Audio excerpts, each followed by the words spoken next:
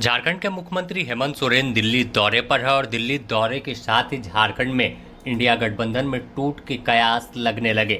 चर्चा शुरू हो गई, जिस पर मंगलवार की शाम 4 बजे कांग्रेस के खिजरी विधायक राजेश कच्छप ने पलटवार किया और कहा कि जो चर्चा है वह महज चर्चा ही है, झारखंड में गठबंधन मजबूती के साथ है। उन्होंने कहा कि जो कोशिश होगी उसे निस्त नाबूद जनता करेगी। चुनाव है, दोबारा गलती करेगा नेस्तनाबूद हो जाएगा, मैं बता दे रहा हूं। और मैं तो स्पष्ट रूप से माननीय मुख्यमंत्री जी से भी आग्रह करना चाहूंगा, आप शेर हैं, गुर्राइए केवल मत, जरूरत पड़ेगा तो झपटा भी मारिए। झारखंड से इन लोगों का रोजी रोजगार चलता है, आप पे ये लोग डिपेंड है, झारखंडियों पे ये लोग डिपेंड है, भाजपा के लोग। आप इन लोगों पे डिपेंड नहीं है। नहीं देता है पैसा, मत लेने दीजिए। आप कोयला रोक देंगे, हमारा जनरेट करेंगे हम अपना पैसा, और हम कर्जा देंगे केंद्र को पैसा, दूसरे राज्य को। झारखंड के पास वो ताकत है। लेकिन ये लोग जिस प्रकार से शाहमात का खेल जो खेलना शुरू किया है, चूहा बिल्ली का खेल खेलना शुरू किया, राजनीति है। यहाँ पे भावना होती है, या राज्य का कल्याण होता है, राज्य का एक भावना होता है, और उस भावना के साथ अगर आप छेड़छाड़ लगातार करिएगा, अगर बारंबार करिएगा, विधानसभा के चुनाव में आपने देखा, लोकसभा के चुनाव में भी आपने देखा। इस बार हम बता दे रहे हैं, आपका 2-3 मुद्दे पे आपका सुपड़ा साफ हो जाएगा बीजेपी का। और ये गलती मुझे नहीं लगता है कि बीजेपी को करनी चाहिए। और काफी उतार चढ़ाव को देखे हैं हेमंत सोरेन जी। कोई भी आदमी अपना तैयार किया हुआ खेत दूसरे को नहीं देता है। आपके वोटर जो हैं, आपके वोटर की जो मानसिकता है, वो बीजेपी की ओर जाने की स्थिति में कहीं नहीं है। क्योंकि ये देश स्तर पे सिर्फ हिंदू मुसलमान, इंडिया पाकिस्तान, आपको उसके अलावा इन लोगों के पास में और अगड़ा पिछड़ा के अलावा इनके पास में और कोई मुद्दा नहीं है। तो झारखंड की जनता इस चीज को एक्सेप्ट नहीं करेगी। बिहार का वातावरण एक अलग था, झारखंड का एक अलग वातावरण है।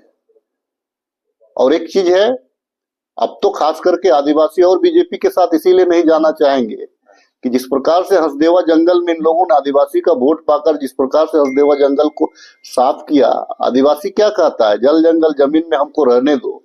वहां से जिस प्रकार से उजाड़ने का काम किया, तो मैं स्पष्ट, मुझे जो समझ है, राजनीति समझ है, हेमंत सोरेन जी इतने कच्चे खिलाड़ी है जिसे आप लोग मीडिया में आकलन कर रहे हैं। सीएम है, 3-3 बार के सीएम है, स्ट्रगल से आए हैं, गुरुजी के बेटे हैं। नहीं लगता है, ये सिर्फ मुझे लगता है ये मीडिया में जो चल रहा है, तो हम लोगों को भी सुनने में आता है।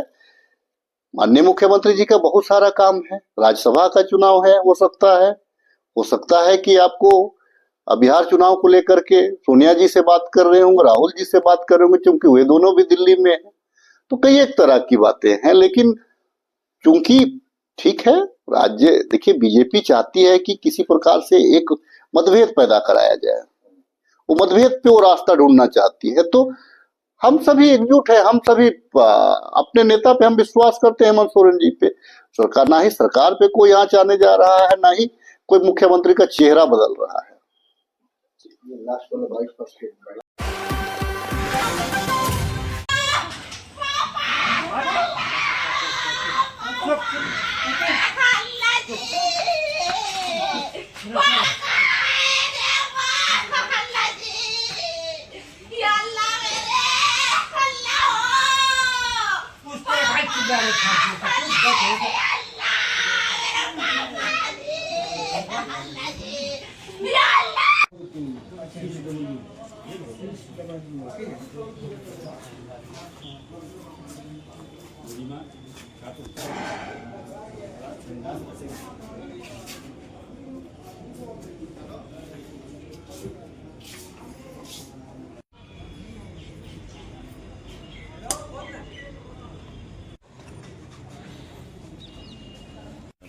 ये घटना सरपत्ता में हुआ, बुढ़ई थाना के अंतर्गत सरपत्ता में ये घटना घटी है।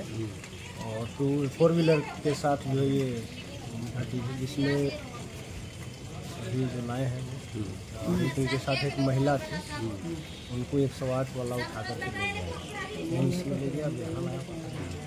और एक की अब इनको जब तक कंफर्म नहीं होगा, डॉक्टर साहब नहीं जब तक घोषित करते हैं तो हम कैसे मैंने घायल अवस्था में लाया। घायल अवस्था में इसको करें। गांडी स्थित डोकीडी पंचायत के तुरुकतोपा गांव निवासी समाज सेवी मोहम्मद मुमताज आलम की सड़क हादसे में मौत के बाद उनके मैयत को गुरुवार की शाम नमाज असर बाद लगभग 4:15 बजे परमाडी कब्रिस्तान में सुपुर्द एक खाक किया गया। बता दें कि मुमताज आलम का मौत बुधवार की दोपहर सड़क दुर्घटना में देवघर जिले के बुढ़ई थाना अंतर्गत सरपत्ता नामक जगह में हो गई थी।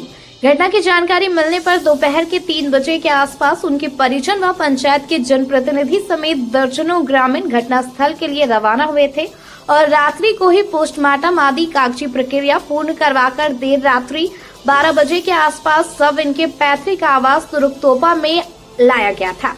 सब तुरुकतोपा पहुंचने के पश्चात पहले सुबह से लेकर देर दोपहर तक मरहूम मुमताज आलम का अंतिम दर्शन व शोक संतृप्त परिवार के प्रति संवेदना व्यक्त करने को लेकर उनके शुभचिंतकों का आना जाना लगा रहा और अंततः तय मुकम्मल वक्त के मुताबिक गुरुवार की शाम नमाज असर बाद 4 बजे इनके मैयत को करीब 1 किलोमीटर दूर स्थित परमाडी कब्रिस्तान में जनाजे की नमाज पढ़ाने के बाद वह मरहूम के हक में दुआ करने के पश्चात मरहूम की मैयत को सुपुर्द खाक किया गया।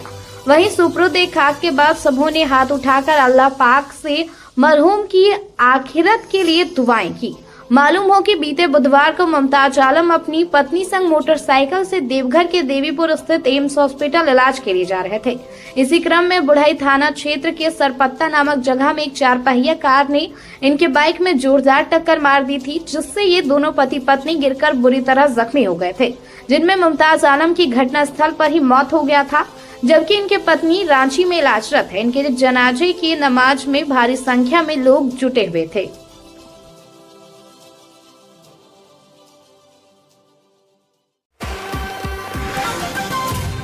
सदस्य श्री अख्तरुल ईमान जी। माननीय अध्यक्ष महोदय, मैं दिल की गहराइयों से आपके सर्वसम्मत स्पीकर चुने जाने पर अपनी पार्टी की ओर से अपनी ओर से मुबारकबाद देता हूं और आपकी इजाजत से मैं 10वीं बार मुख्यमंत्री बनने पर आदरणीय मुख्यमंत्री जी को भी मुबारकबाद देना चाहता हूं, मंत्रिमंडल के तमाम सदस्यों को और चुने गए तमाम सदस्यों को मुबारकबाद देता हूं। महोदय, आपका नाम प्रेम है, चेहरे पे मुस्कान और शांति हम लोगों ने देखी है। 9वीं बार आपका चुनकर आना ये खुद एक सर्टिफिकेट है कि आपने अपनी जनता के दरमियान में कितनी जगह बनाई है। आप इस वक्त हमारे अधिकारों के कस्टोडियन हैं, हमारे मार्गदर्शक हैं और इस वक्त आपके सामने में एक बड़ी चुनौती है। जब सत्ता पक्ष और विपक्ष में करीब करीब की दूरी होती है तो यकीनन है कि विपक्ष को बड़ी ताकत होती है, लेकिन इस वक्त विपक्ष बहुत कमजोर है और सत्ता की गिनती बहुत अधिक है। कहीं ऐसा न हो कि ताकत की वजह से बिहार के लोगों को नुकसान हो जाए। हरचंद के मैं माननीय मुख्यमंत्री से उम्मीद नहीं रखता, लेकिन आपसे 2 शब्द कहूंगा। इस वक्त मुझे आपसे बात करते हुए महान कथाकार प्रेमचंद की कहानी, मुझे पंचायत जिसे उर्दू में कहते हैं और हिंदी में जिसे पंच परमेश्वर कहा गया, कि जब आदमी पंच की कुर्सी पर बैठता है तो फिर अपने और बेगाने को नहीं देखता, वह इंसाफ को देखता है। आज समाज हमारा बिगड़ा है। हमने भौतिक तौर पर बड़ी तरक्की की है, लेकिन नैतिकता का पतन हुआ है। नैतिकता के पतन की असल वजह यह नहीं है कि लोग पगजर हो गए हैं बुराइयों के, बल्कि सबसे बड़ी खराबी हो गई है कि लोग निष्पक्ष हो गए हैं। जिस निष्पक्षता को लोग अच्छा काम समझते हैं वो अच्छा नहीं है। समाज में 3 तरह के लोग होते हैं, पक्षधर होते हैं, निष्पक्ष होते हैं। निष्पक्ष बड़े कायर होते हैं। समाज तभी सुधरेगा जब आदमी सत्य का पक्षधर हो जाए और हम आपसे आशा करते हैं कि आप सत्य के पक्षधर होंगे। आपको पूरा 13 करोड़ का बिहार देख रहा है कि बिहार को एक नई दिशा और दशा देने में आपका बड़ा रोल होगा। हम उम्मीद करते हैं शक्ति भी, सुख भी, शांति भी भक्तों के गीत में है, इस देश के वासियों की मुक्ति प्रीत में है। बहुत बहुत धन्यवाद।